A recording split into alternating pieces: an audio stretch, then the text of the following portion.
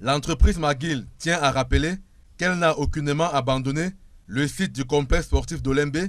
et souhaite mener à bien et aller au bout de ce projet d'envergure, à condition que le maître d'ouvrage respecte ses obligations.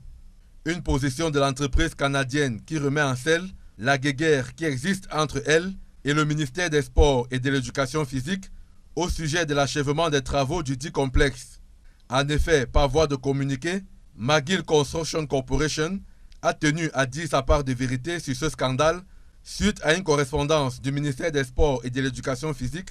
adressée au secrétaire général des services du Premier ministre qui indiquait que McGill a fait preuve de manquement à ses engagements contractuels et a résilié de manière unilatérale le contrat qui liait les deux parties. McGill dénonce les attaques infondées. Elle indique, contrairement au dit du ministère des Sports,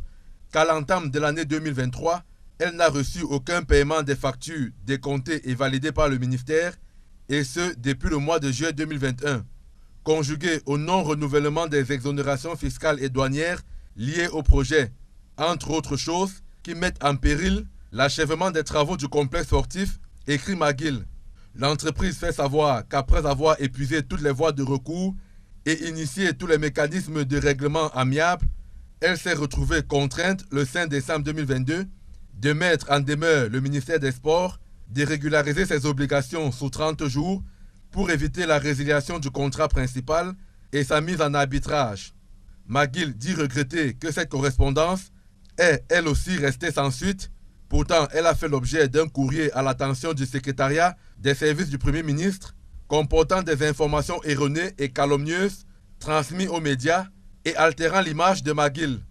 Les responsables de l'entreprise disent avoir pris part le 10 janvier 2023 à différentes réunions avec les hautes autorités et plusieurs membres du gouvernement au cours desquelles ils ont réitéré leur engagement envers l'État du Cameroun et ont souhaité le respect des dispositions du contrat signé et notamment le paiement des sous-traitants qui ont œuvré sans relâche pour le succès de la CAN 2021. Le moins que l'on puisse dire, c'est que ce ping-pong entre les deux parties contractantes traduit selon les observateurs le flou, l'amateurisme et l'incompétence des uns et des autres engagés dans la réalisation de ce projet.